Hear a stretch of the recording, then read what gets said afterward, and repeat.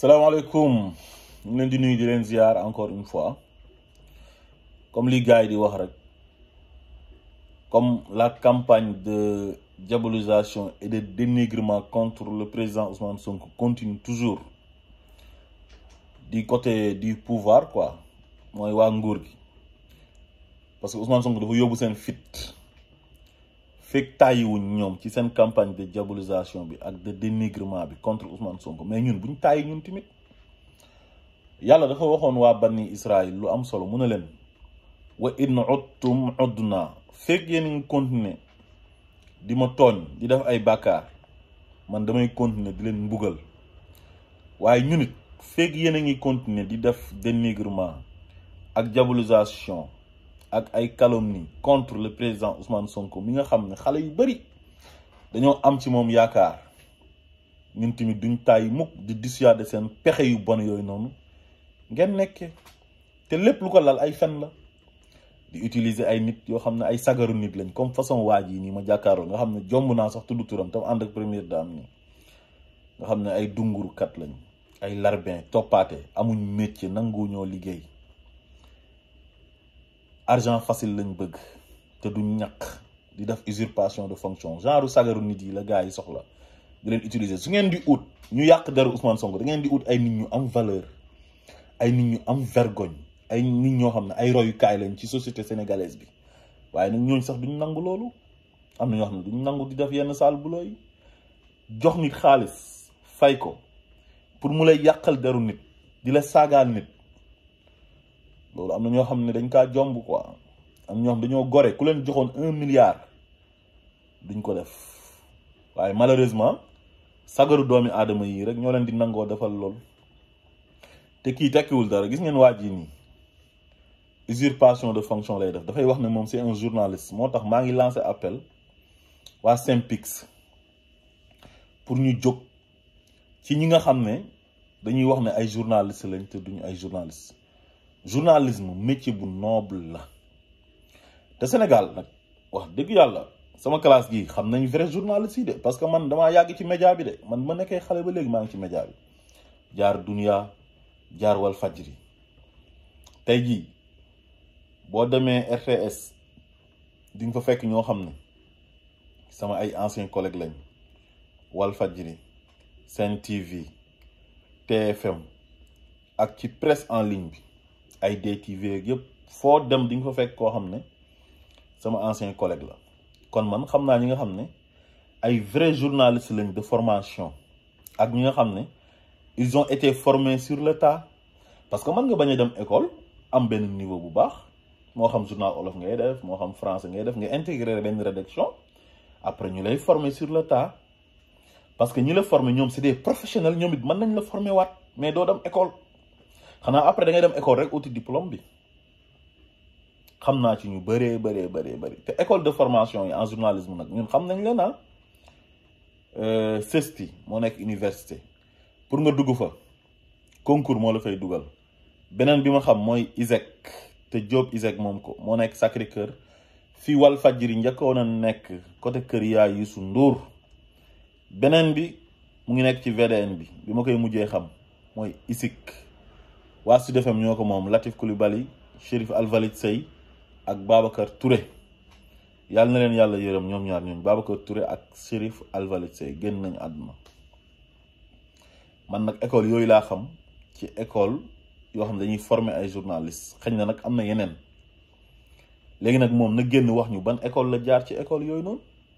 ak lan moo ko def journaliste ak ban rédaction la mos a nekk di def ay reportage wala mu nekk ci benn organe di bind presse écrite di bind ñu gis ne kii moo bind lii nii ak loxoom wala ndax dama sañ kaa gis mu toog di présenter journal édition man de lu ma ko xamee mooy ay affaires yi people lay def ay boîte de nuit bi nangam woykat bi nangam kii bett nañ ko ak kii def nañ ko lële loolu de laa ko xamee léegi nag moom lañ jël utiliser ko mu ñëw ne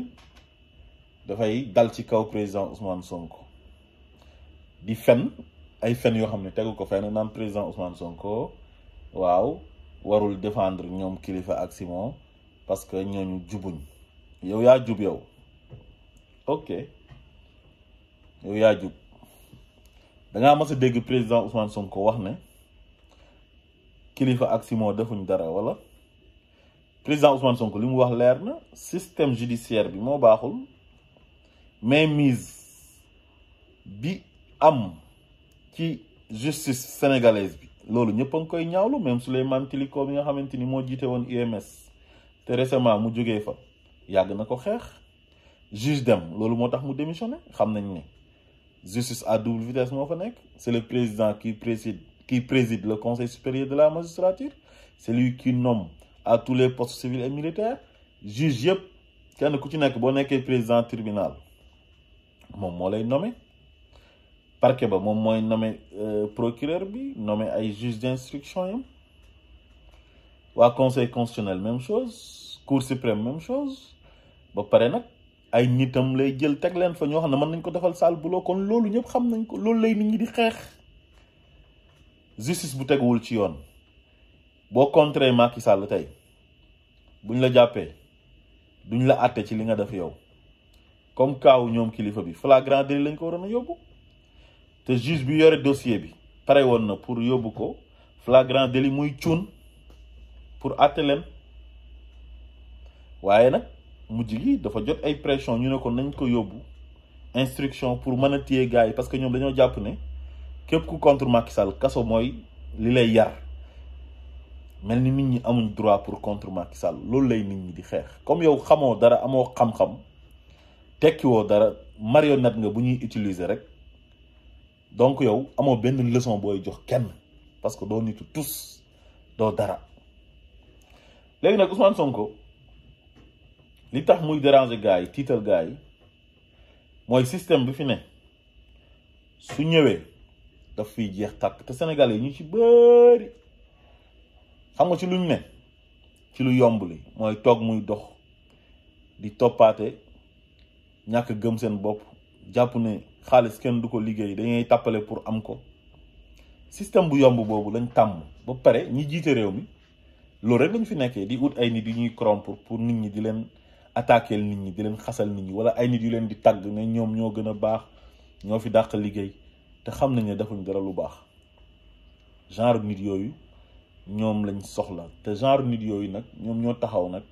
ne Ousmane Sonko mii ñun arrangé wuñu bu fi ñëwee du baax Suzanne Camara Ahmed Suzanne Camara toog na fii nii Seneweb wax ko fi ne Ousmane Sonko bu faloo du baax parce que scandale yi ñoo tax ñaata scandale moo fi am sous Macky Sall ñaata nit la Macky Sall di protéger ba récemment Bougazelli mii nii li mu fi def toj bu rëy bu mu fi def loolu dafa flagrant dafa jéggi dayu jàpp ko am flagrant délit mu nekk député waroon joxe le bon exemple ñu fexe ba génnee ko ci kaso bi nag ne dafa feebar parce que Macky Sall la àndal waaye loolu ku àndut ak Macky Sall nekk opposant bu ko defoon ba léegi mu ngi ci kaso bi kooku du génn léegi ñëpp xam nañ loolu Sénégalais yëpp teg nañ ci seen bët au lieu que nag mu noppi mais il fait le tour des médias dem di saaga nit ñi di attaquer nit ñi di xas nit ñi moo tax it génneel nañ ko vidéo yam mu leer nañ ñi léegi nag comme yéen ay xawante sutura ngeen jógtee ay utiliser ay sagaru nit pour ñuy attaquer gor ñi nga xamante ni ñoo leen gën a gore fuuf gën leen a diñ nañ ci dem xale yi nekk ci réseaux sociaux yi te ànd ak Ousmane Sonko ñoo leen gën a féroce fuuf gën leen a am jot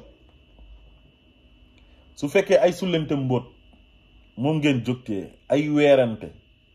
au lieu que ngeen liggéey xam na Sénégal yi dañ leen a fal pour ngeen liggéeyal leen avec tous les problèmes qui prévaut au Sénégal waaye yéen talu leen lool nu ngeen yàqee nit ñi rek ci ngeen di dox suba ngoon guddeeg bëccëg foog ne loolu day jàllee noonu du jàllee noonu nit ñi dañoo yeewu xam nañ liy dëgg léegi ak luy fen te xale yi bëgg Ousmane Sonko xas nañ bëgg Ousmane Sonko ba pare kenn mënta fexe ba xale yi génnee Ousmane Sonko ci seen xol parce que c'est l'homme qui a révolutionné la scène politique sénégalaise bu njëkk ba xale yi bëgguñu woon politique mais léegi dañoo intéressé wu ci politique depuis l'arrivée de Ousmane Sonko sur la scène politique sénégalaise ak waa diaspora bi les Sénégalais de la diaspora loolu moo leen métti bëgg gi nit ñi bëgg Ousmane Sonko moo tax ngeen di utiliser ay nit pour ñuy saaga Ousmane Sonko chaque jour di dugg ci vie privée am te Ousmane Sonko ndeysaan pourtant moom heure buy attaqué Macky Sall gestion yam lay attaqué mais mosu leen dégg mu tudd Marième Faye wala mu tudd Amadou wala mu tudd Ibrahima ay xaddus famille Macky Sall mosu cee tudd dara wala mu ne yaayu Macky Sall nangam papam nangam parce que jotewul ak ñooñ dara moom c'est un opposant il fait que son rôle am mooy xool li Macky Sall di def mu ciy wax xalaatam am na droit gis ne Macky Sall nu muy doxalee baaxul mu taxaw di ko dénoncer am na droit gis ay nit ñu ànd ak Macky Sall di sàcc xaalisu Sénégalais yi def détournement de deniers publics corps de contrôle yi di leen épingler mu leen di protéger mu taxaw dénoncer ko am na droit ñu jàpp nit ci lu nekkul yoon atte wuñ ko atte bu jaar yoon justice bi def ay règlement de compte mu nekk lu dangereux mu taxaw dénoncer ko wax ko Sénégalais yi léegi nag yéen ngeen di ñëw dugg ci ay vie privée di wax ay waxu jabaram bu dem ak ah boole ak benn xale bu jigéen bu ñuy wax Adji Sarr mu jiñ ko fi viol affaire bi sottiwul loolu yëpp nekk ay fen yu leer naññ loolu yëpp dara sottiwu ci ngeen continuer nag ba léegi di saaga di xaste am na seen benn journaliste bu mag bu ñuy wax Madiambal Diagne moom mercenaire de la plume la boo xam ne nëbbu ko moom heure bu génnee day saaga Ousmane Sonko di ko attaqué di ko jiñ lu nekk te mënul ci Ousmane Sonko dara Aïssatou Diop Fall Ousmane Sonko rek lay attaqué chaque jour bañ na ko ba émission yam bi sax dafa wane ne moom du invité ku bokk Pastef en tant que journaliste ba pare groupe de presse ba mu nekk nangu loolu ñoom parce que ponkal ba ki moom groupe de presse bi moom it mu ngi ci Macky la àndal jël sénégalais yi sànni fa sénégalais yi ko yàgg jàppale di jënd ay kasetam di feesal ay soiréem mu jàmbu leen dem ca fu nag ba dee parce que séddoo lañ gëm ak pàccoo ak yeneen journaliste gis nga Maïmouna Ndour Faye keroog bi mu invité Bougane Gueye Dany am na benn wax bi mu doon wax di jël allusion ci Ousmane Sonko ba mu yàgg mu ne xaaral ma noppi sax parce que boo waxee Ousmane Sonko dara dañuy génn saaga la léegi moom elle a oublié que ne ci télévision yam buñ koy jiiñ na ko Mame Mbaye Niang moo ko financé ci xaalisu Prodac bi télé boobu la Mame Mbaye Niang ñëwoon ci weeru koor di weer bu sell di tuumaal gor di tuumaal Ousmane Sonko ci weeru koor ci télévision yam di ko saaga est-ce que moom dénoncé na loolu léegi nag mu ngi dénoncé saaga yi nga xam ne moom lay xale yi bëgg Ousmane Sonko di saaga révolution lu nekk la war a àndal mais nag wax dëgg yàlla ñun jàmm rek la ñuy oote ci Sénégal de révolution bi su ngeen ci amee ay saaga da ngeen a war a sant yàlla am na révolution yoo xamante ni ay xeex lay doon ay dóorante balu fetal ñaanuñu ko yàlla bu mu am Sénégal yàlla bu mu fa am révolution bu pacifique lañ bëgg comme ñaari alternance yu fi mujjee am mooy 2000 ak 2012 bu mel noonu lañ bëgg troisième alternance coow du jub bal du tàkk kenn du dee buñ sañoon loolu waaye nag comme ñi nga xam ne ils sont censés nous protéger joxe le bon exemple ñoom nguur jaral na leen lu nekk Ousmane Sonko bañ a nekk président parce que xam nañ ne c'est l'homme le plus favorable pour remplacer Macky Sall jaral na leen lu nekk tous les moyens sont bons lépp lu ñu am ñu ngi koy utiliser pour di yàq deram pour di ko saaga pour barrer ko la route mu bañ a accéder au palais mais yàlla bu ko nammee wallahi mënu leen ci dara yéenay ñaaw ci xare bi rek ñi nangu nag ñi leen di jënd parce que ñoom dañoo am njëg moo tax mais am na journalistes yoo xamante ni ils sont dignes ils sont dignes ku ci mel ni Serigne Saliou Gueye c'est un journaliste digne Pape Alé Niang c'est un digne journaliste ñoom Moustapha Diop waa Walfadjri yooyu noonu ay Babacar Kewlo Babacar Touré ah ak ñeneen gars yi bëri nañ ñoo xam ne dañoo moom seen bopp kenn jëndu leen parce que duñu ay bétail bañ leen di jënd duñu ay jaam mais nag ñi nangoo nekk jaam ñuy jël xaalis l'argent du contribuable di leen ko jox uniquement ñu utiliser seen média di dal ci kaw Ousmane Sonko suba ngoon guddeeg bëccëg di ko saaga mais ñoom ñoo xam ñu doon gore ñoom ñu ngi continuer di gore ba léegi te fii àdduna lépp loo fi gis dafay jeex gis nga Ousmane Sonko ñun dañoo ànd ak moom àndu nawle comme lu yàlla wax ne wa taawanu alal birri wa taqwa wala taawanu alal ismi wal udwan dañoo ànd ak moom ci ragal yàlla ak dimbalante pour bëgg réew mi jëm kanam projet bi mu porté pour Sénégal moo ñu intéressé comme nag yéen bëggu leen Sénégal changé ngeen di def pexe yu nekk pour ki nar a changé Sénégal ngeen xam ne moo leen gën a jub fuuf bu ñëwee li fi doon am yëpp seen tappale yëpp day jeex ak ñi nga xam ne dañuy toog di bëgg di am xaalis te duñ liggéey loolu day jeex loolu moo tax mu jaral leen lu nekk waaye bu ko yàlla nammee teg ci bopp réew mi tous mënu leen ko ci da ngeen di sonal seen bopp rek te guerre bi ngeen di oote tey ci médias yeeg réseaux sociaux yi liy tooy ci yéen lay jógee xale yi ñoo leen gën a féroce fuuf dàq leen xeex ci réseaux sociaux yi parce que yàlla def ne tilka hududullahi